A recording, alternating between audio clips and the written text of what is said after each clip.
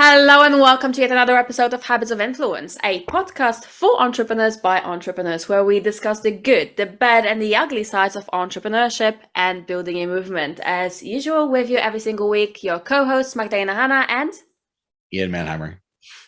today we are going to be discussing whether or whether not entrepreneurs should or should not support different causes, and if they do, how should they do it? So stay till the end so you do not miss on some actionable tips. If you are passionate about a specific topic and you don't want to ruin your career, why I'm saying ruin your career, Ian, is because surprisingly and funnily enough, the reason why I'm even undertaking this topic is because a lot of the times where companies or public figures have supported specific causes, it created a lot, and I mean a lot of backlash, and sometimes to the point where careers are destroyed. And we know, historically speaking, that if we kind of show too much of our own opinions, things happen, bad things happen. Hey, look at Kanye right now. Or yeah, or whatever it goes by, with whatever happened recently.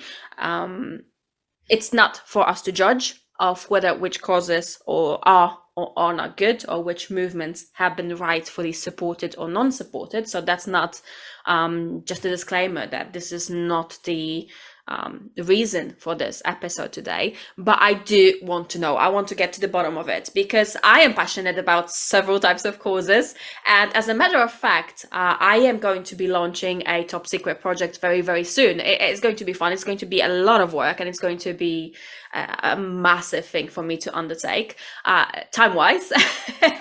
But I actually am the kind of person who likes to voice what I believe in, and hence why this podcast or the secret project that I'm talking about, on another hand, that you're going to find out about hopefully very, very soon.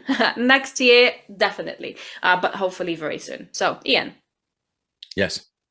Yes.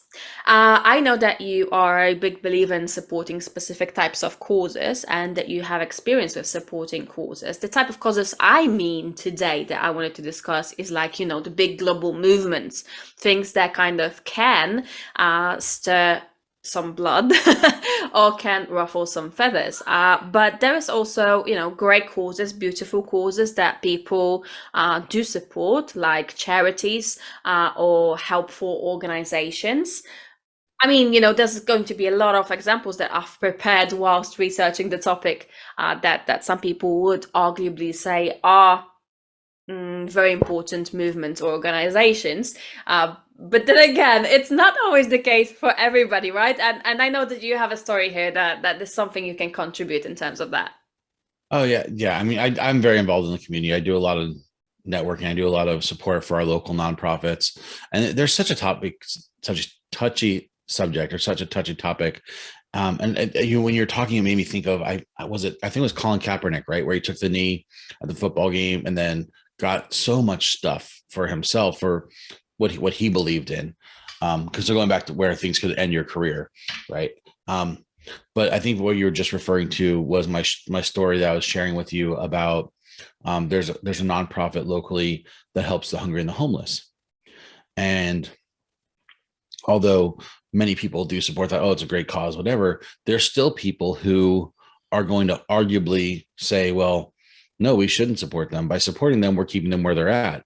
They need to be able to fend for themselves. And it doesn't matter, I think, what organization you choose to support, or if there is nonprofit. I think if I just go off of my own experience, my own background, I look at the nonprofits, where is the money actually going?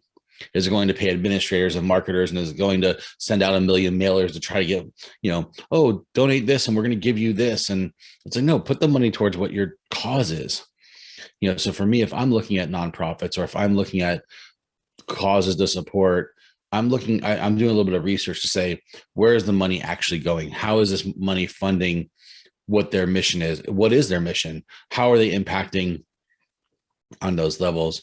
And I think you were also referring to, when we talked a little while ago, I had mentioned how a few years back there was a certain movement that I was very, very much behind, and I was very much an advocate for it. I was, posting on Facebook and doing all this stuff. And even though I never got any backlash, I started to reflect on myself and said, you know what? Not everyone agrees with this. And I made a decision to not necessarily post so much of that stuff because it could negatively impact the business. Because there's gonna be two sides. There's gonna be the sides that support this and the sides that are dead against it. So I don't want to necessarily lose business or cut off maybe potential clients or certain clients I've been working with because they have a different opinion than I do. That being said, I'm also very much about being authentic, and I do stand up for what I believe in. And sometimes there's going to be causes that I don't want to support and don't want to be behind. I think we talked about that on a previous episode as well. Yeah, I Where, think we touched upon it on one of the previous ones. Yes. yeah, yeah, where you have to make a decision where you show up Yeah. and making Yeah. a Yeah. decision business wise. If are they booking, like for me with entertainment, are they booking entertainment, like are they renting stuff, or do they want us to be on site saying we're part of this event? Mm. Totally different thing. Okay, so in terms of, voicing, because you did mention it, that's specifically what I wanted to focus on, because you can, and you were right, there's always going to be people that are pro a specific movement or against a specific movement. And even in the example that you've given of an actual charity, a charity that does very good things, from, the onset or the basis of it is very, very good. And I have spoken to people who have something against helping Africa, because they believe that we've helped Africa so much already that Africa should kind of pick themselves up and start helping themselves. So yes, people like that do exist. It does not shock me. I've heard that, and yeah, there's always going to be someone that is against whatever it is that you're advocating for.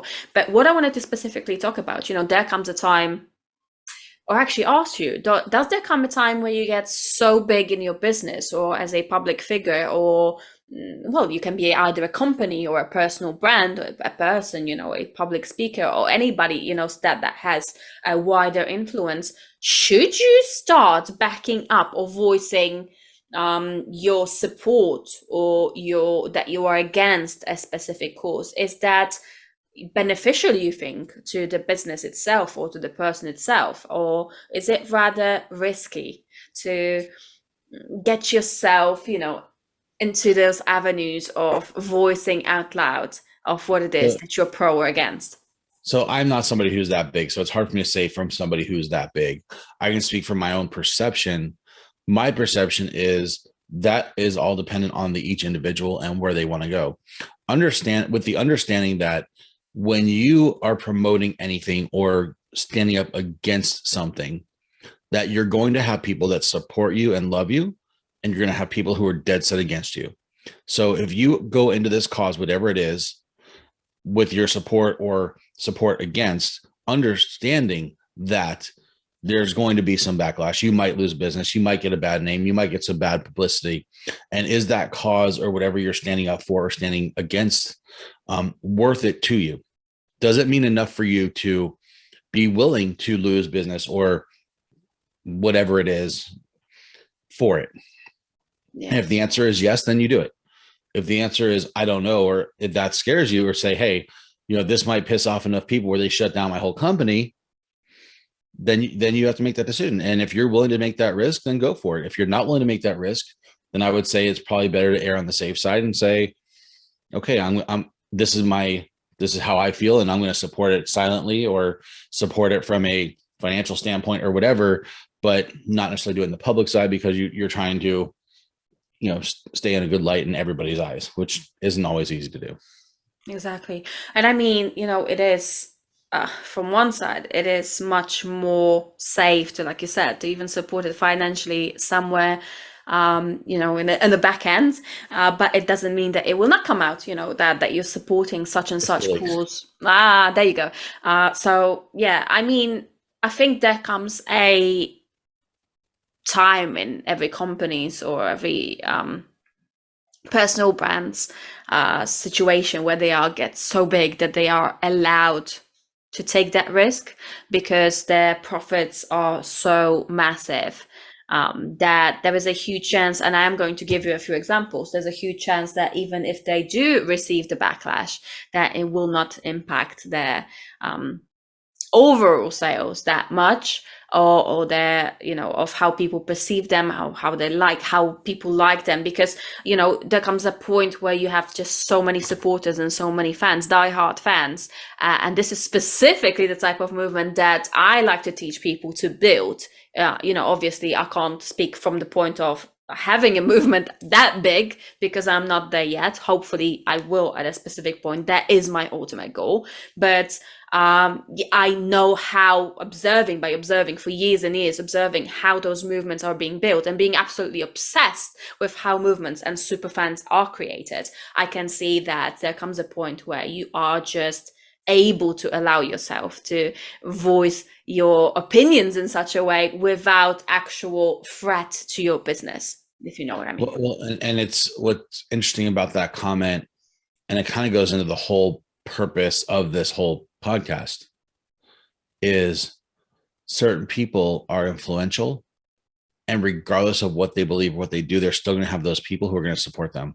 And not only are they going to support them, they're going to say, oh, because so-and-so does this, I'm going to get behind this cause. Yeah, that's the whole idea of a movement where people not only hear what you have to say, or your opinion, or how you perceive things, but they stand, like you said, they start standing behind you and advocating, or echoing the mission or the message that you have. And even if it's super surprising, and if the things that you say are highly controversial, like in the case of J.K. Rowling, right? Her tweets have caused a lot of backlash because she dared to comment on the trans community.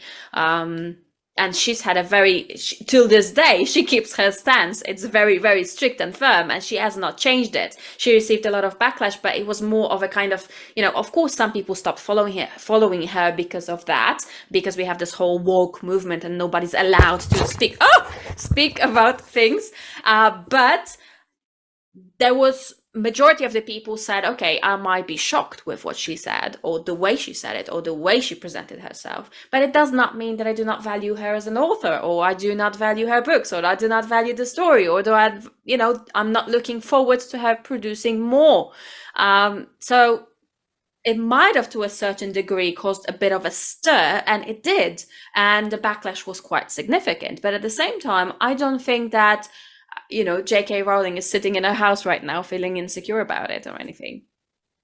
And sadly, and I can't speak for other areas, but where we are, so many people just blindly follow. They believe in somebody or something, or somebody said this. They don't do research. They don't have their own opinion. They don't follow their hearts. They just follow because they think that's what they're supposed to do. And some people just don't care. Honestly, yeah. or have I might have the same opinion as J.K. Rowling. I might have an opposing opinion as J.K. Rowling. But at the end of the day, if that specific cause or that specific topic is not in any way important or detrimental to me in my life, and all I care about is her professional aspect, not what she thinks about behind closed doors, then it's not even a case of blind following. It's a case of some people's ability to kind of distinguish, okay, I value her as an author, I don't necessarily value her opinions about things, or I might value her opinions about things. Do you know what I mean? There's all sorts of gray areas in between. I was about to say, there's a difference between beliefs and opinions versus actions. So I believe everyone is entitled to their opinion, how they feel. That's what makes us all individual. My favorite color is green. Somebody else might be purple. It's not going to cause an issue. I like certain foods, other people don't.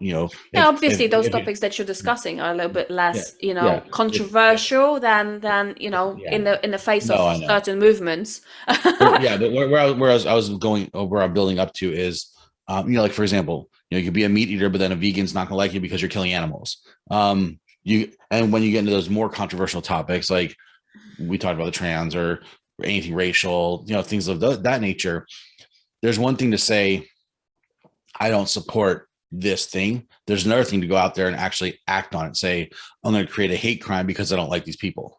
Exactly. So there's a difference between. And another example of that would be, there was I think in 2017 or 18, similar situation again. different part of that community, this time LGBTQ, got really offended because of Chick-fil-A, massive chain franchise voicing their support. In one of the interviews, a president of Chick-fil-A voiced his support towards a quote unquote biblical families, which immediately kind of caused this stir, even though he was not opposing anybody or any movement or saying, anything against anybody per se, but everybody knew that kind of indicates that he was against the LGBTQ movement.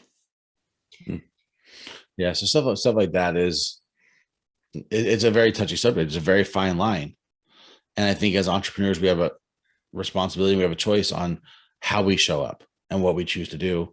And like I said in the beginning, my opinion is, as an entrepreneur, we have a choice. And what sacrifices are you willing to make? Are you willing to, whatever cause it is, are you willing to take the risk that could get the backlash? But then again, we're coming into, a very thin ice, because remember that story that I told you about a business owner that refused to make a cake for a gay couple for their wedding, and they kind of caused a lot of backlash to the point that I actually sued the guy. They took him to court, and eventually he did win the court case, and I think they kind of appealed to the Supreme Court. He won that again, but now he's actually being targeted. The story was not finished there. Can you imagine? Till this day, and it's been like around 2 years, the guy is being targeted by the LGBTQ community. Specifically, people come to him asking him things, that they know are against his values, because he's a highly religious man. That's why he's refusing, not because he's a bad human being, not because those are his beliefs, which he is, like you said, completely entitled to. And he keeps on refusing, and those people keep on taking him to court. And now it's starting to be, I recently read an article about it, it's starting to be a complete joke. And where is that line of, also that community that feels offended? Is he now being harassed? Or it's not really him voicing things, he's just like sticking to his guns, sticking to his values, but he is being blatantly attacked by this community that he once offended. Yeah.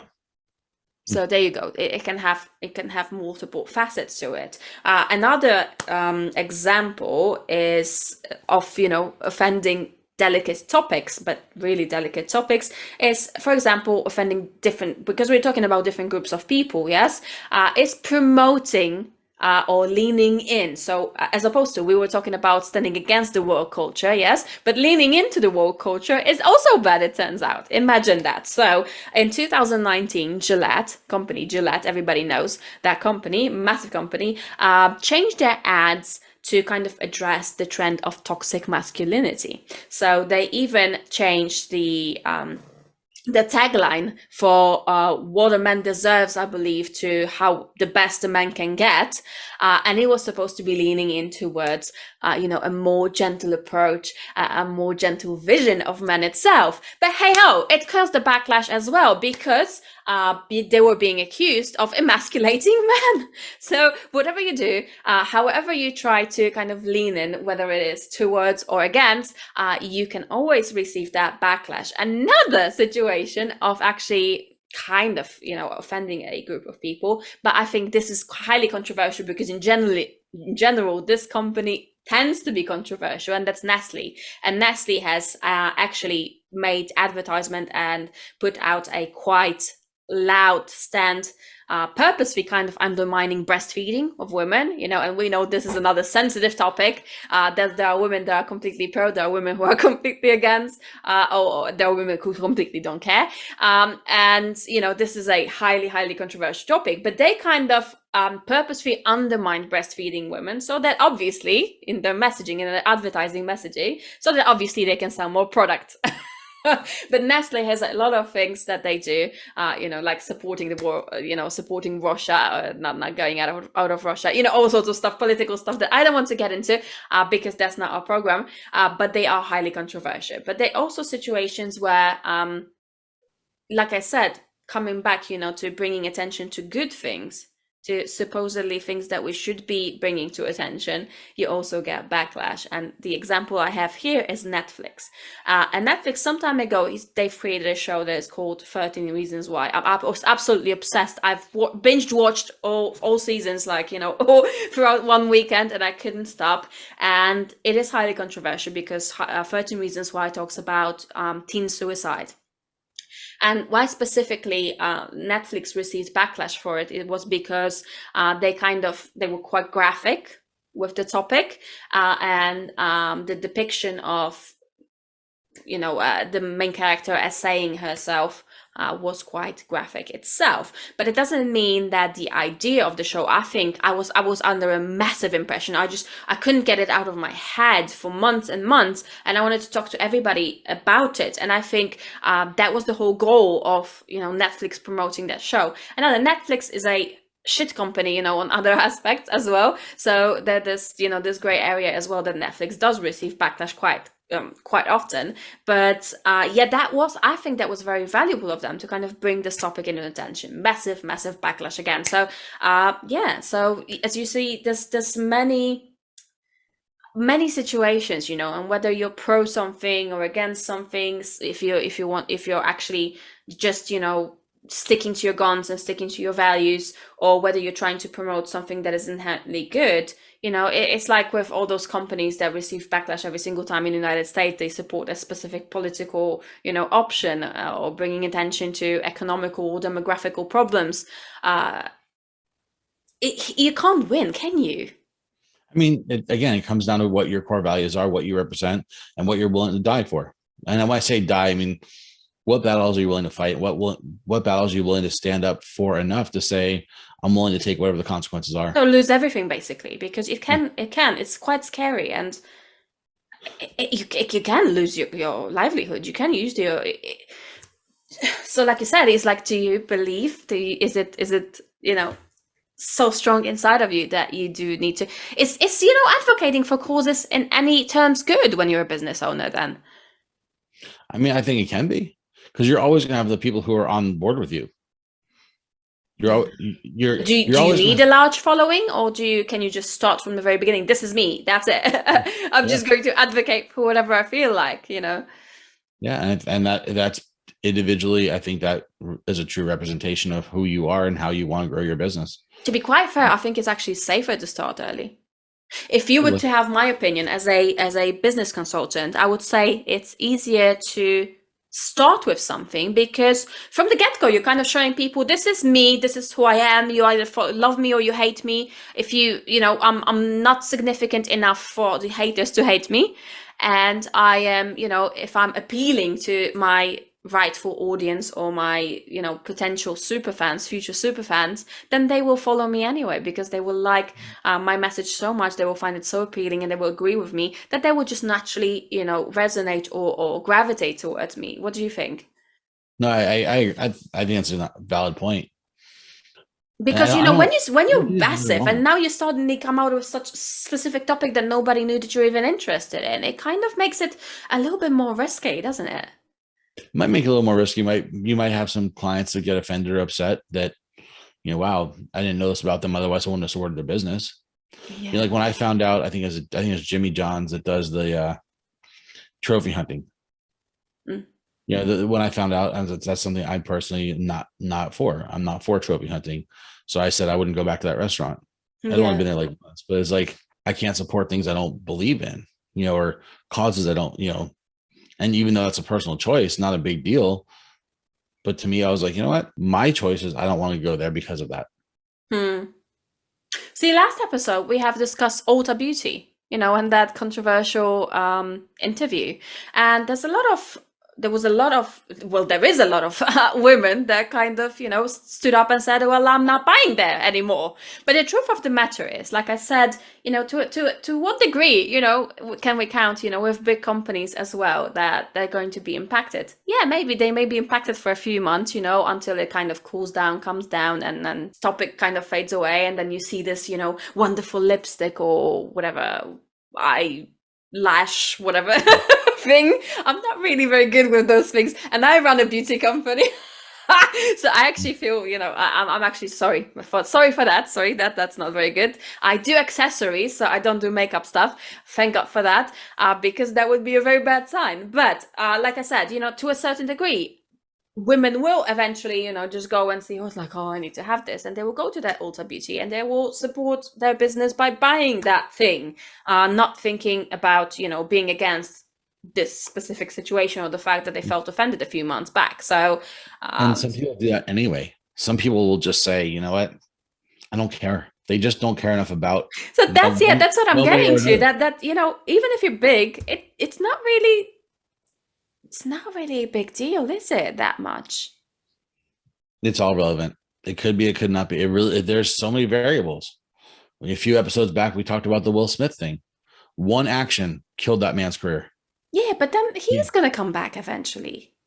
I hope There are so. people who are still supporting him, and he will come back. I think he's actually made another movie, as far as I'm concerned, and Yeah, you wasn't he know, like banned for like 10 years from attending things? And it's like, yeah, he can't right. be. But his movie may well be, or his role may well be, again nominated for an Oscar. It doesn't exclude him. So, like I'm saying, it's like you might have a temporary slope, yeah, in your revenue and things like that, or in your on how popular you are. And I think it kind of boils down to those two things. I think the thing that I teach, which is building super fans, building advocates of your message. If you choose the right audience, and if you guide that audience in a specific correct way, then regardless of what you come up with and what your opinions are, they will stand by you, because there will be people who don't care. There will be people, you might lose some, but there will also be people who will just, like, die for you and with you, and regardless of what you do. And another situation is, if you're a big company, if you're a massive company and you have a product that people want, this also is going to kind of outweigh, people's opinion about what happens. Conclusion. Sounds good. Let's do it. Conclusion. So it Wrap turns it out up. that it doesn't really matter whether or not a brand, a personal brand, or a company voices support for specific causes, regardless of how controversial they are, because there will always, first of all, be people who are happy and unhappy about things. And if you are positioned in the market in a strong enough sense, whether it is by, having advocates of your message or having a product that people will buy anyway, then you're safe. And my third conclusion would be, build the audience from the get-go. If you have causes, of course, don't let this overtake the point of your business, right? Don't voice your causes louder than your offer. It's easier to just from the get-go build an audience of people that know it, respect it, and stand by you. Is there anything you would add? No, I think that's pretty spot on. I appreciate the comments, and yeah, it really comes down to what you want. And if you feel comfortable, there may be consequences, there may not. They may be significant, they may be insignificant. We all have to make our own choice and what's best for us. Learn how to build a movement, and it doesn't need to be a big group. The fun part is, all you need is 100 of real fans, 100 real die-hard super fans that will stand by you no matter what, because those people know 100 people, and those people know 100 people, and those people know 100 people, and it spreads. If somebody believes in your cause so much, there's, regardless of what you say or what you do, they are willing to support you, they will spread the message for you, and it's less work for you as a public figure, a brand, a company. So find those ties that address the values of people, or find the glue that that connects you and your audience together. So, and if you want to know more, of course, you can always reach out to me. I've got plenty of materials on the topic, starting from free resources through self-help courses to a massive program where we go together through that step by step.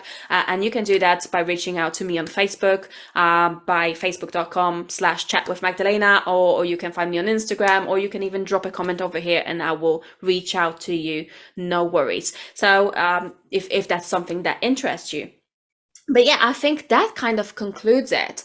Just pay attention to your audience. Your audience will, regardless of whether, what type of business you do, your customers, your clients, your audience will always make or break your business in terms of allowing you to speak of specific things or not speaking of specific things. And you need to know your audience well enough to know if you are able to talk about them or not. Agree. Sounds like a great one. Next week. I haven't. Ian's just like, yeah. Okay, yes. I agree with everything. All right, guys. But I don't agree with everything. you don't agree with everything. That's true. Guys, I want to give the floor to you now. What do you think about the topic? What do you think about the causes that you would like to address or support? How would you approach it? Tell us your ideas of how do you think you should be supporting the matters that are very close to your heart, and if you even feel bold enough to do that, or if you think that would be detrimental to your business. Do you have the right audience? Let us know in the comment section, or if you're listening on a podcast, do send it to habitsofinfluence@gmail.com. And of course, don't forget, guys, to throw in your topics that you would like us to discuss. We are almost at the end of season 1, just a few more episodes. We are actually going to have our last episodes before Christmas, and then we're going to take a short break, and we're looking forward to getting lots and lots of messages from you guys with potential topics that you would like us to discuss in season 2 after the New Year's. And of course, don't forget to like and love and subscribe and press that bell notification on YouTube, and share it with any of your friends entrepreneurs if you think that what we're talking about here is valuable and other entrepreneurs might benefit from getting into the conversation or listening to what we have to say, then by all means do send it to them. And yeah, I think that's it for this week. I'm really appreciative for all of you. Thank you so much, guys, for being here with us. And I'm hoping to see you next week. See you next week. See ya.